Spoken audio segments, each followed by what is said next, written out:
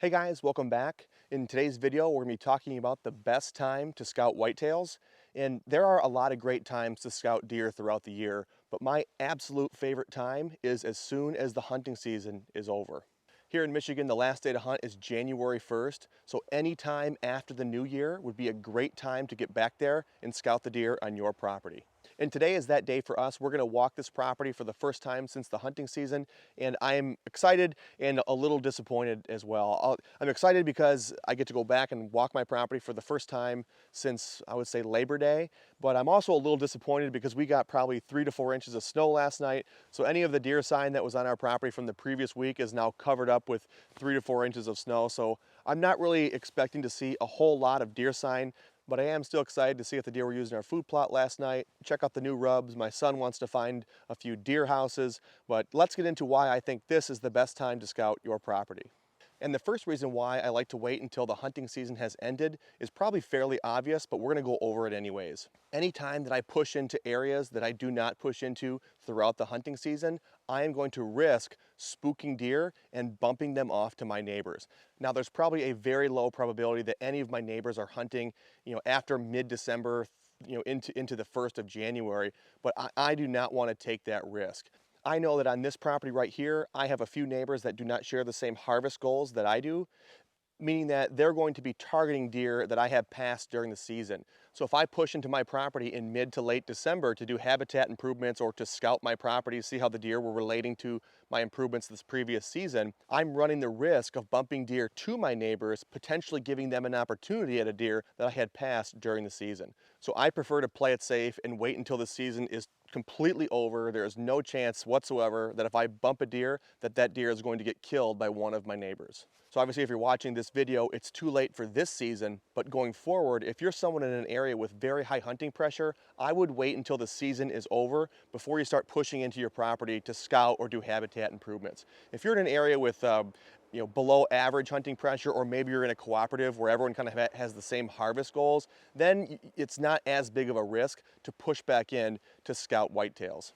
But again, because I'm in an area with very high hunting pressure and I have a few neighbors that don't share the same harvest goals as I do, I'm going to wait until the season is completely over to push back into my property to scout the deer. The second reason why I really like to scout immediately following the hunting season is because all of that sign that you're going to find on your property is going to be very relevant for the following hunting season.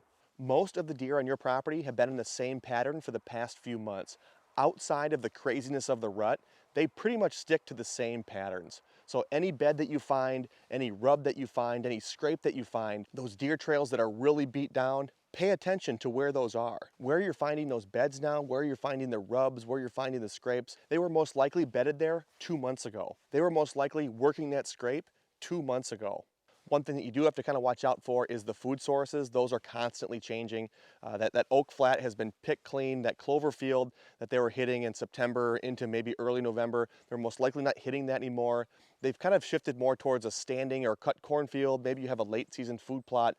What they're feeding on right now is probably going to be a little different than what they were hitting in late October, early November. But if your property has a variety of food sources nearby, maybe your neighbor has a cut cornfield, a cut bean field, you have a few plots on your property, where the deer are feeding at night will likely change throughout the season, but where they're bedding is going to probably stay the same. Again, where you're going to be finding the deer beds immediately following the hunting season is most likely where they were bedding during the hunting season. And I will throw a little disclaimer in here. I'm hunting Southwest Michigan, so we don't really get a very harsh winter like some of the guys in northern Michigan or in the UP. So the local deer around here don't really start yarding up and moving as one big cohesive unit until about late January, again into February. That's normally when I start seeing the number of beds in a particular location start to increase. So instead of seeing 5 to 6 beds in a location, you'll see 12 to 15 beds in a certain location. The deer start to group together as the food sources start to dwindle down and they all start honing in on the same food source, and that thermal cover becomes more of a top priority to the local deer herd.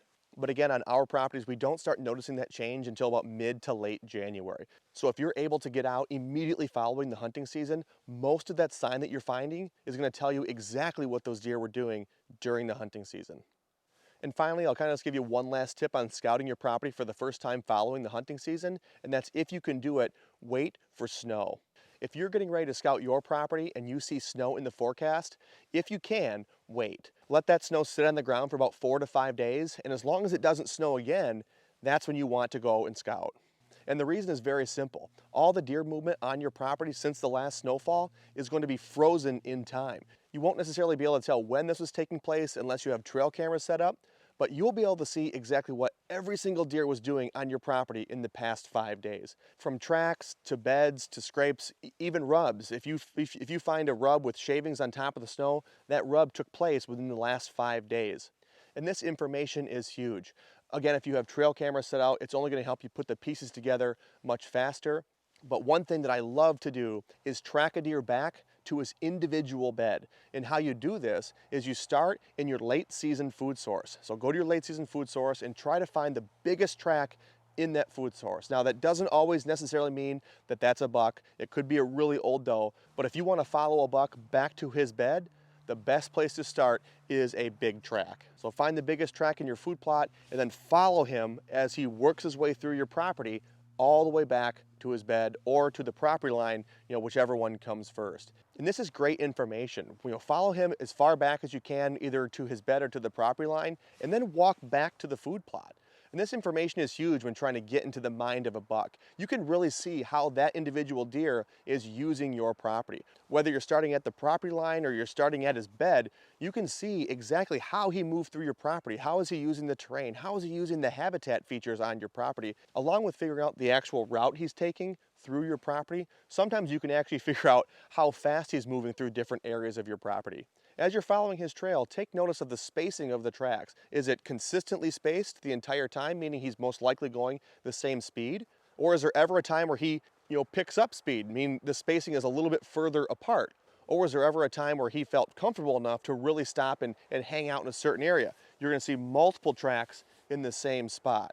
This information is great because it'll tell you, does he feel comfortable moving through my property? He's moving at the same speed. Or is there an area where he has to pick up the pace because he feels a little bit too exposed in a certain area? These are just things to look for, okay? And once you start putting everything together, you can really learn a lot about that particular animal and how he's using your property.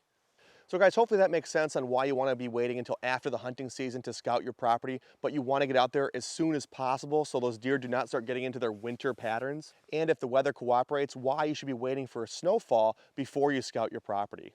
I know we didn't cover everything about scouting your property for the first time. I really like to shoot these videos as I'm doing them myself. And today we're gonna be scouting our property for the first time following the hunting season. So I wanted to shoot this video before we actually went back there and walked it for the first time. But if you guys do have any questions on scouting your property, please drop those questions in the comment section below. I'll get back to those as soon as I can. And we will see you guys in the next video.